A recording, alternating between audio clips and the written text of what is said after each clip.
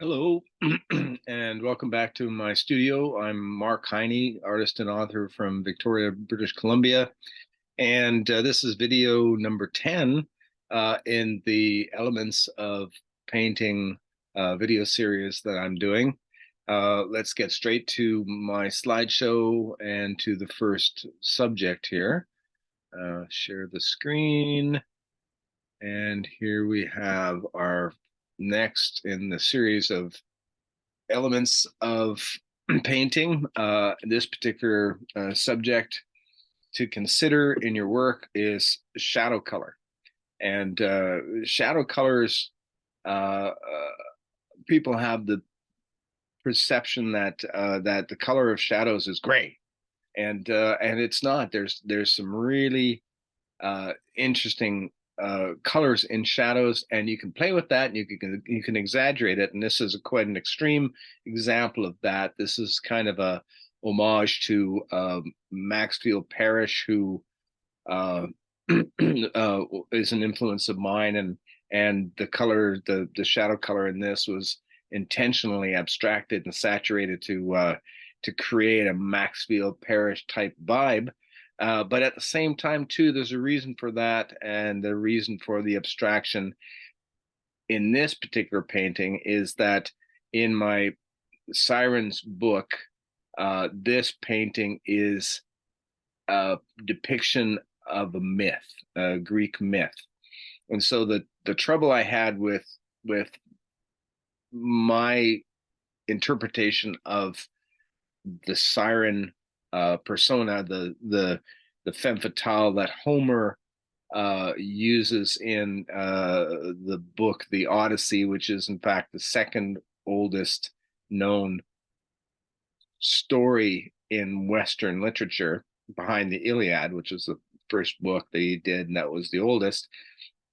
Homer describes the character of the siren as a femme fatale who lures unsuspecting sailors to their demise on the rocks. And the same myth is played out in Heine, which oddly enough is similar to my last name, and part of the reason for doing this story is the connection with the Heine name poetry, which is quite a famous poetry famous poet in Germany. So Heine wrote a poem about Die Lorelei, which is the Lorelei, and Lorelei is a famous rock on the Danube, or is it Rhine? I think it's Danube. That you go around. I've been past it several times, and they always play the Blue Danube on the ship's speakers as you drink toast to the Lorelei. But the Lorelei rock is a big rock that sits in the middle of the river, and it's a 90-degree turn because the river runs straight at it and then has to turn left. And many they called them boaters, not sailors, but on fresh water they're called boaters. Many boaters died over the years at this infamous point, which is quite a turbulent zone in the river. And there's a story of Lorelei, her name was, a woman who had this lover that she loved, but he cheated her, and she wound up having to go to prison. So the story is that she was carried down the river by these guards, and they allowed her to go to the top of this rock, and she saw her lover reflected in the water and jumped to her death. And so that's why it's called Lorelei Rock. It's actually Lorelei, but the rock is called Lorelei Rock, and it's based on the mythology of Homer and the Siren series. So in this the Odyssey, Homer needed a femme fatale that was a negative. But the interesting thing about the Odyssey is that the story of the Odyssey and the adventures that take place is actually was actually a verbal story that was was spoken 800 years before the Greeks had written language. So this thing was passed down for 800 years, this story, and embellished, no doubt, with every passing. So there's an old, kids party game where you start at one end of the line, you whisper something, and then by the time you get to the end of the line, you see what the last person was told, and you can see how much this line gets distorted as it gets passed on, and and so, for my purposes, I needed a siren that was not like Homer's depiction of the sirens. And oddly enough, the um, the character of the siren, which is sometimes a winged creature with wings and a human body, sometimes it's a human head on top of a bird's body. There's all kinds of variations, and they go all around the world. But the the character of the siren predates Homer by 5,000 years, and they found depictions of sirens, winged sirens, in ancient Greek tombs. So the actual story of or the meaning behind the character of the mythological siren has got to be something different from what Homer is, because why would that be in a tomb if it was what Homer? So I think Homer bent the mythology to match his storyline, and that's what I'm doing. So I've got a character who is the origin of the siren species. This is Serenia, her name is, who throws herself into the ocean for a reason, but it was not, and you can, it explains the misinterpretation of how people could think that she had been luring sailors on the rocks, but the story is actually false. It's something totally different.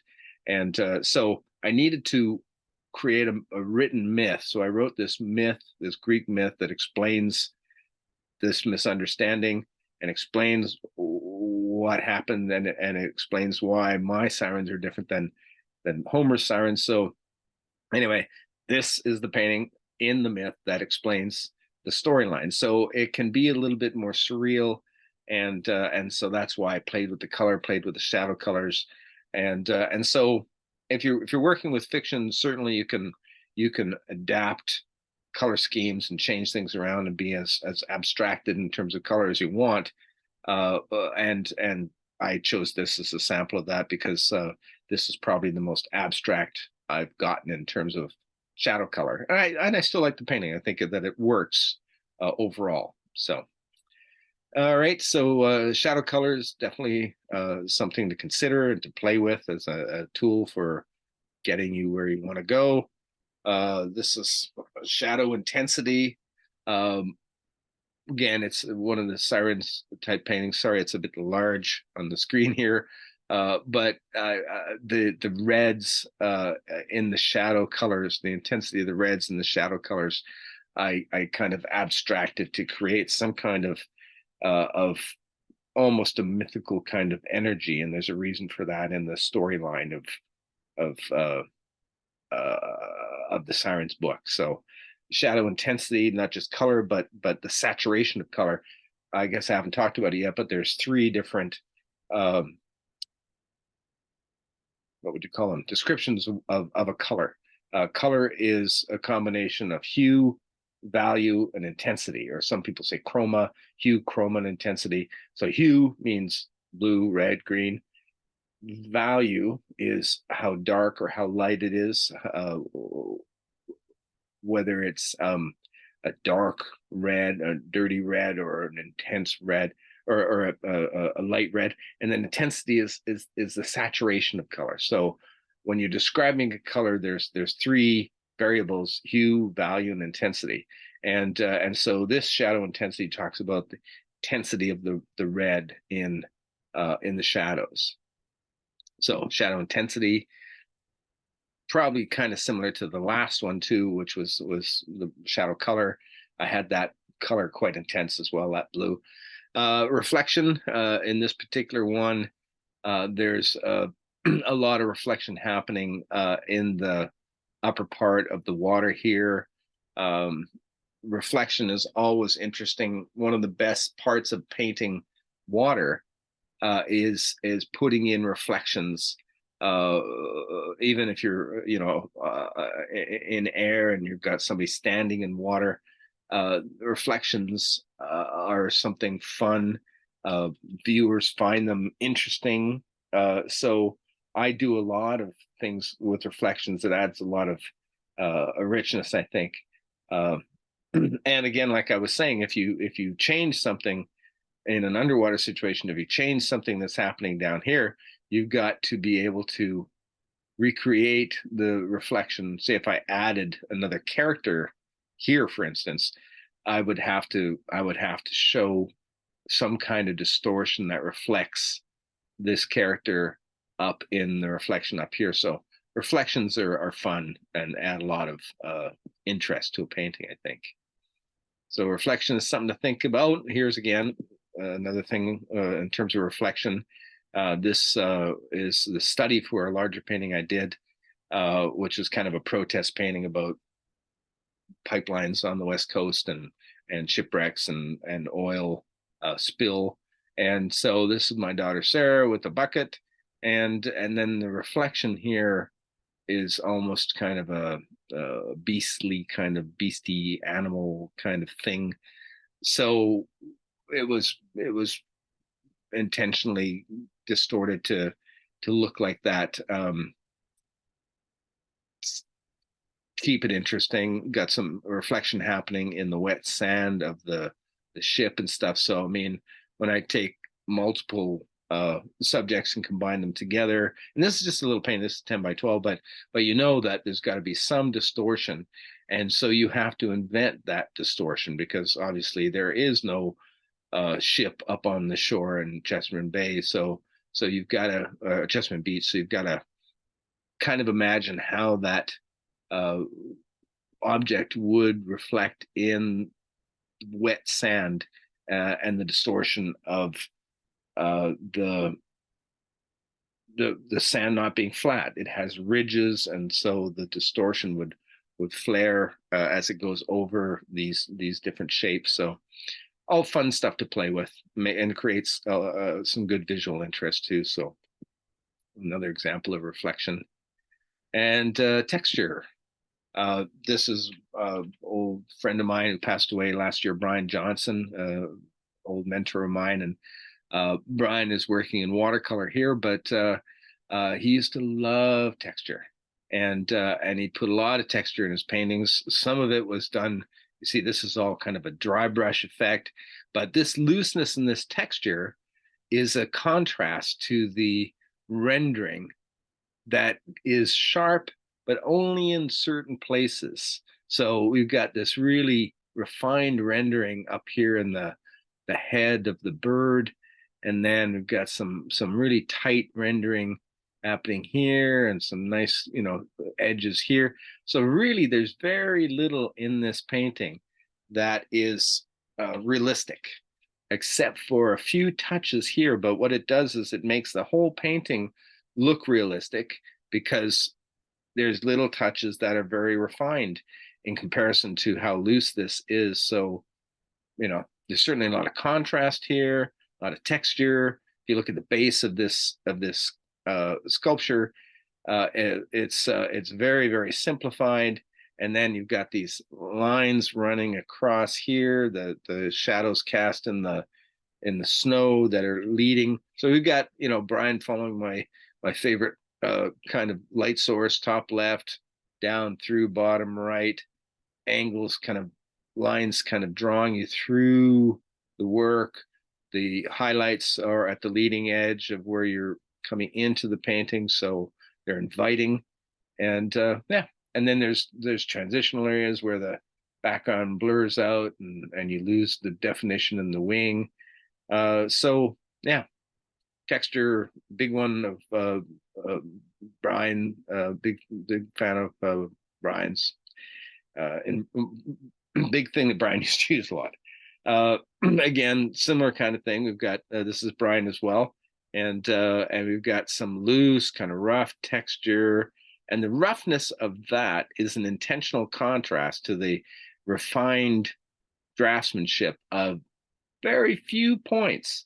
So it doesn't take a lot of exquisite rendering. You don't have to render something to the nth degree uh, through the entire painting, because it's more interesting to have little spots where the rendering is very clean.